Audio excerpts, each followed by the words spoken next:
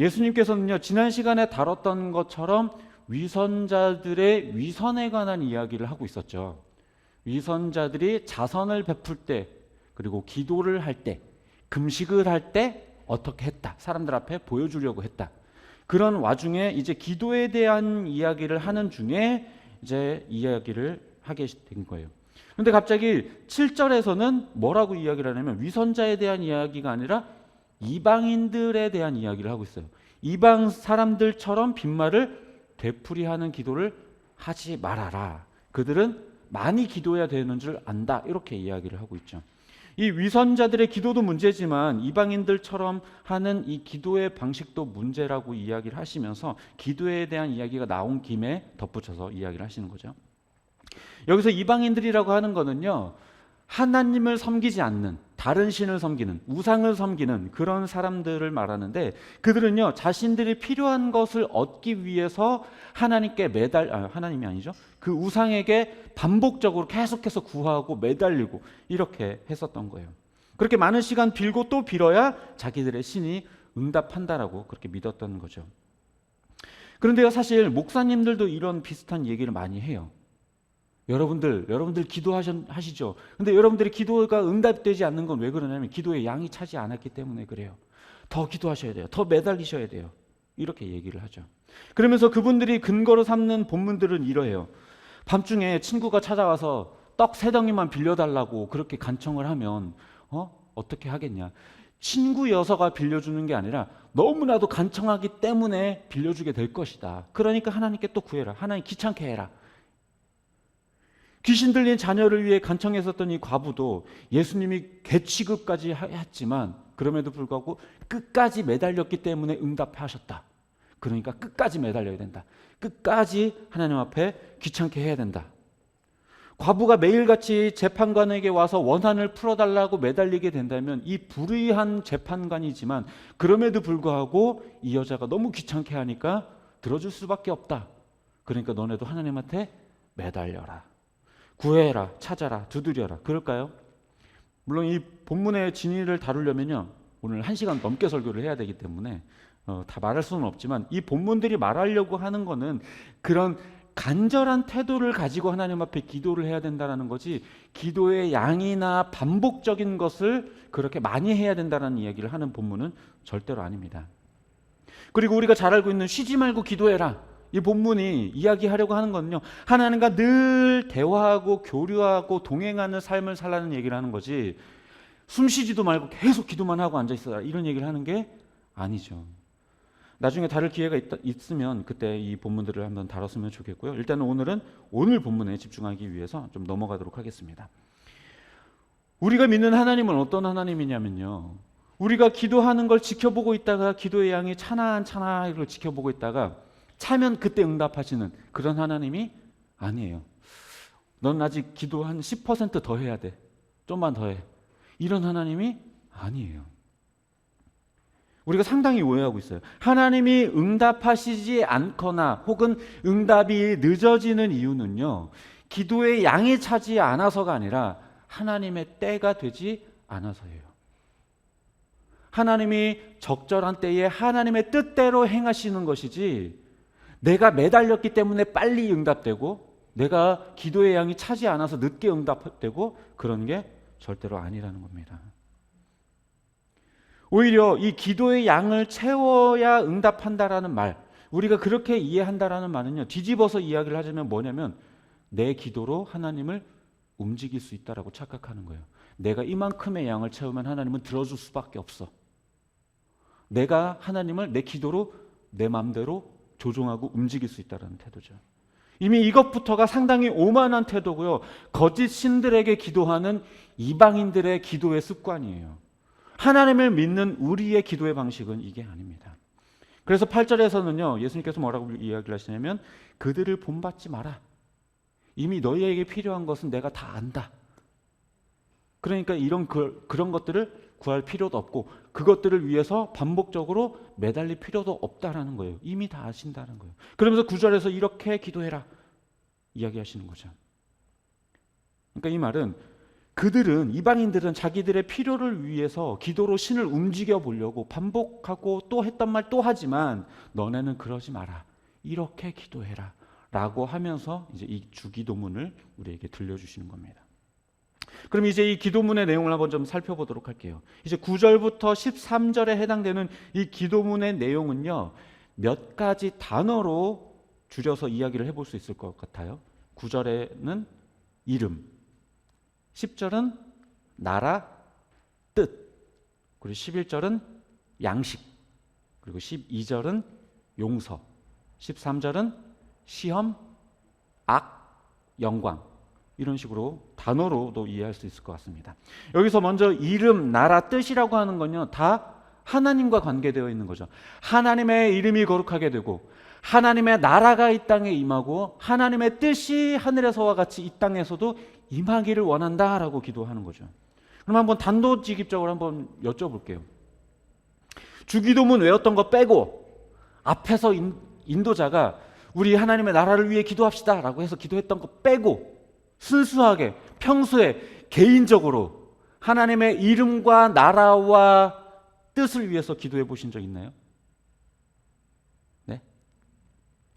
개인 기도 시간에 홀로 하나님의 이름이 거룩하게 되고 하나님의 뜻과 하나님의 나라가 임하기를 위해서 기도해 보신 적 있나요? 솔직히 내가 원하고 바라고 내가 이루길 원하는 것들에 대한 기도하느라 이런 기도는 아마 해본 적이 없을 거예요. 인도자가 인도할 때 혹은 주기도문 외울 때 빼고는. 이 기도문이 우리가 알고 있는 것처럼 기도에 대한 표본으로서 예수님이 알려주신 거예요. 너희는 기도할 때 이렇게 기도해라. 이런 내용들을 가지고 기도해라. 그런데 우리들의 실생활의 현실에서의 기도는 어때요?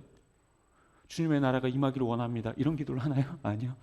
주님, 승진하게 해주세요. 출세하게 해주세요. 돈 벌게 해주세요. 가난하지 않게 해주세요. 힘들지 않게 해주세요.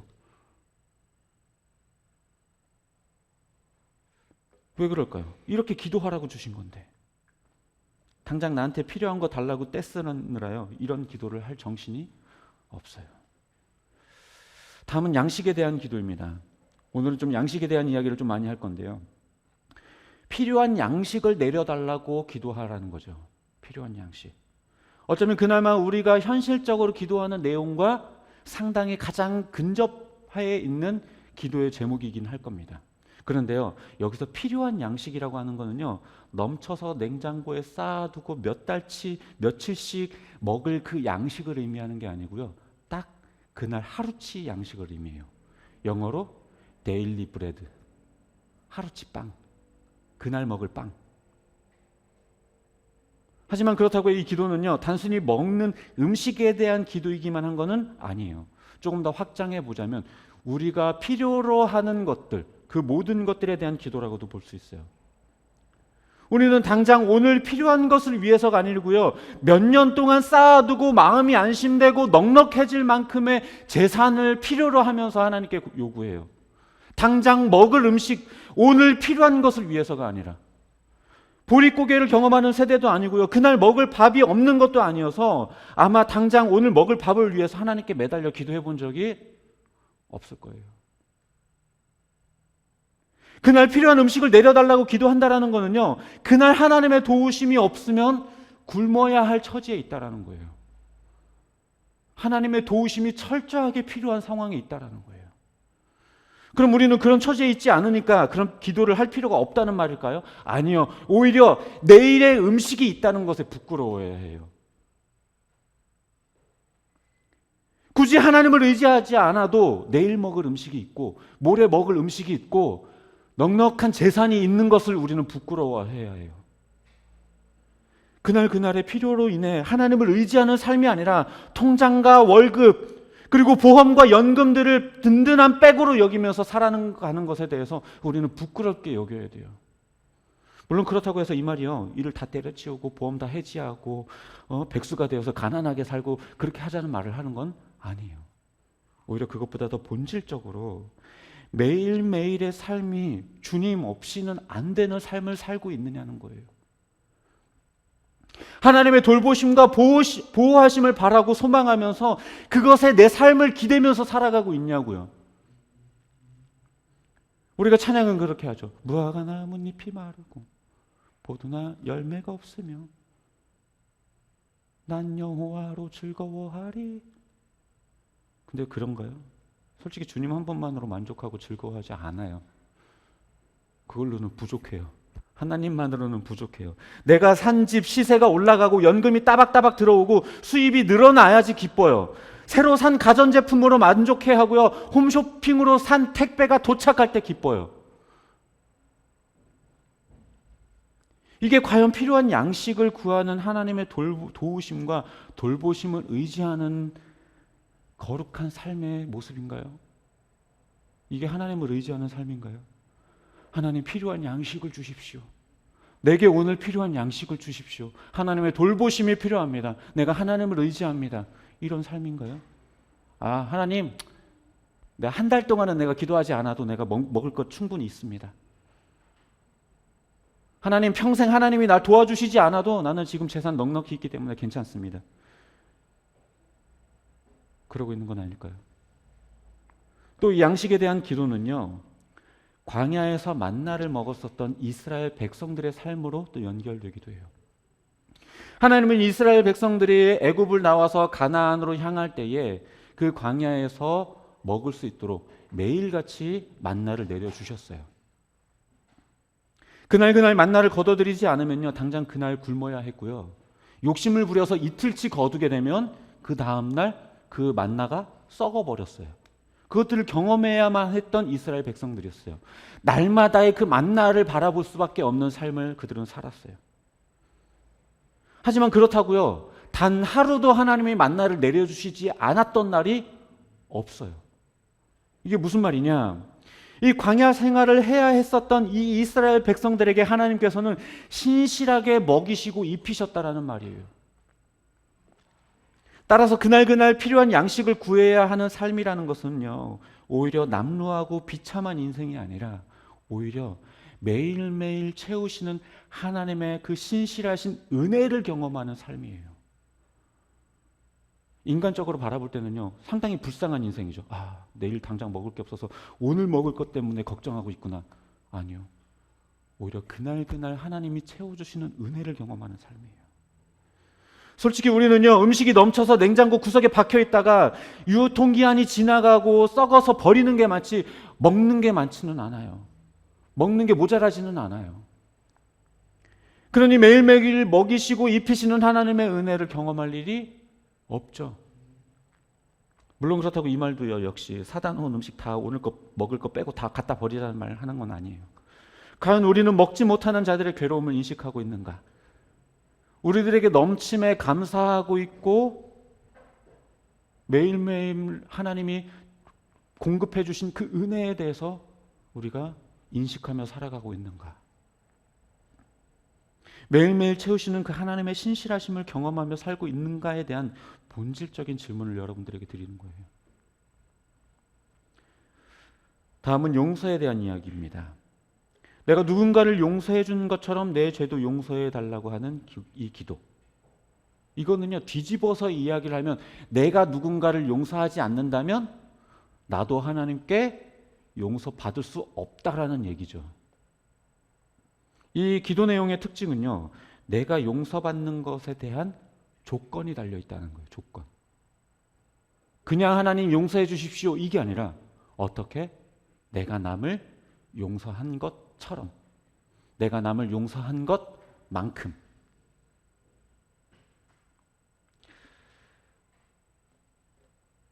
어떤 면에서 이 초점이요, 내 죄를 용서해 달라는 측면보다는 오히려 내가 다른 사람의 죄를 용서해야 한다라고 하는 측면이 훨씬 더 강조되어 있는 듯한 기도문이에요. 이건 14절, 15절을 살펴봐도 그래요.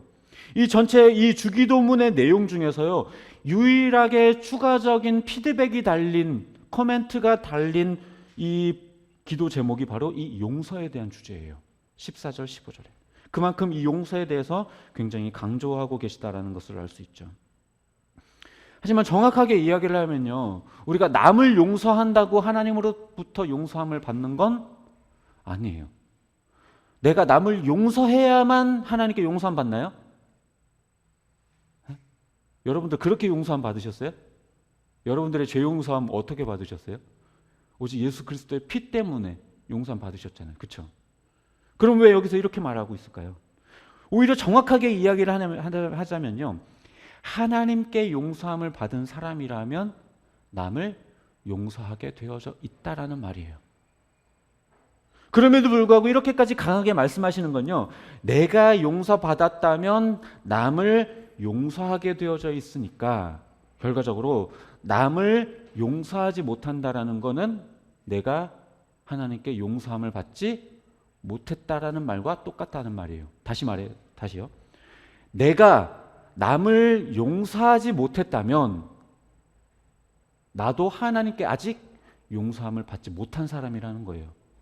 내가 하나님께 용서함을 받은 사람이라면 당연히 다른 사람을 용서하게 되어져 있다는 거예요.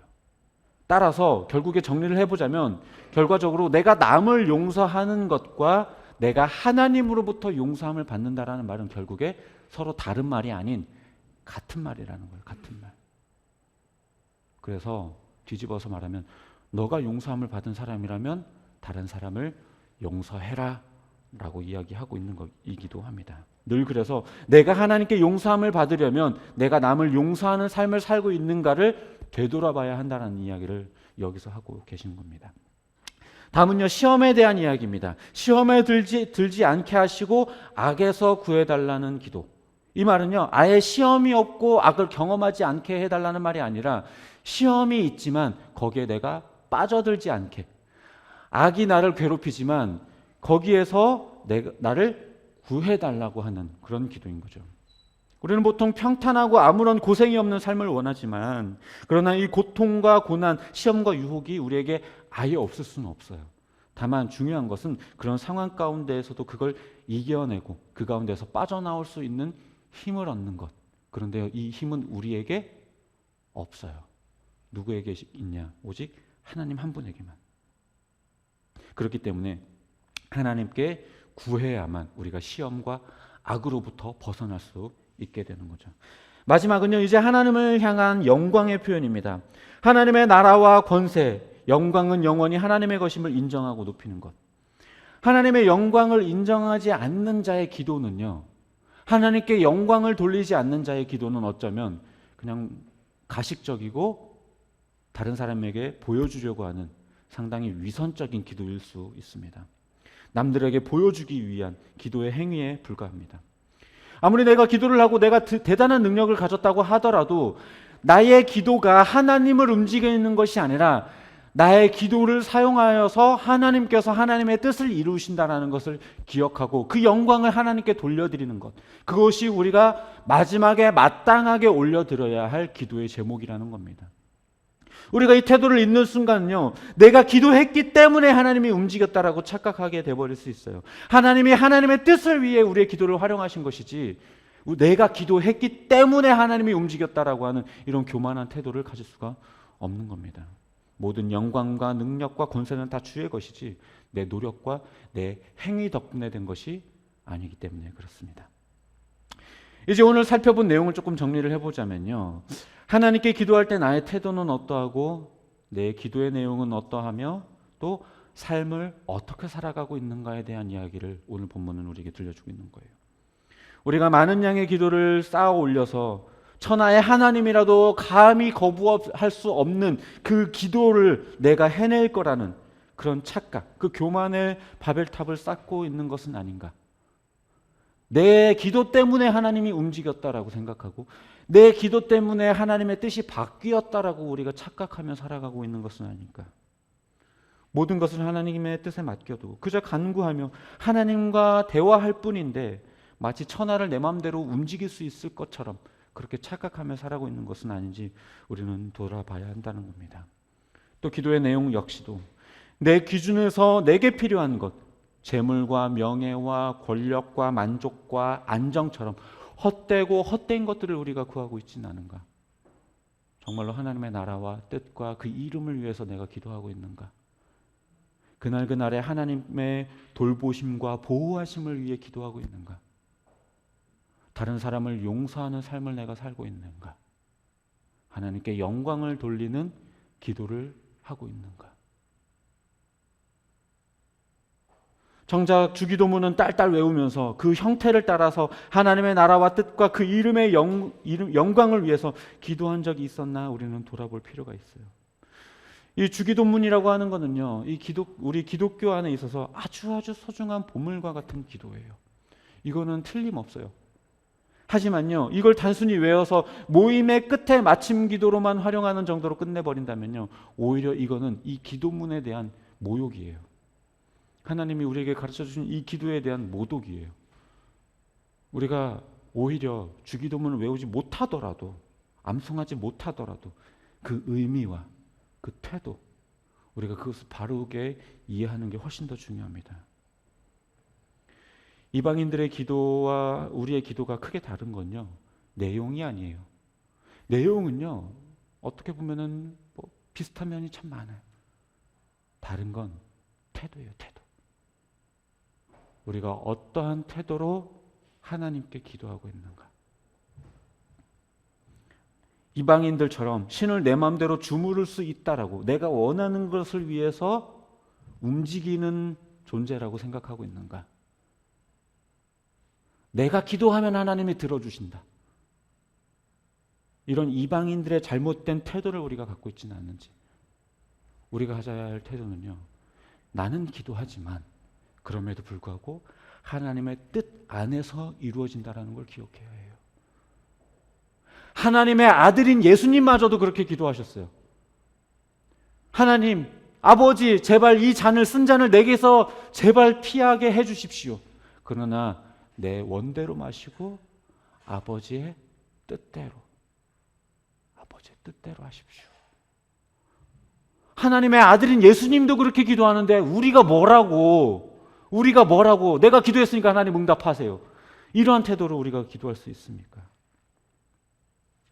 우리는 그저 하나님의 뜻을 구하고 그 뜻대로 살고자 기도하는 존재일 뿐이에요. 바라기는 이 기도의 올바른 태도를 바르게 갖고 겸손히 하나님의 뜻을 구하는 저와 여러분이 되시기를 주님의 이름으로 축복합니다.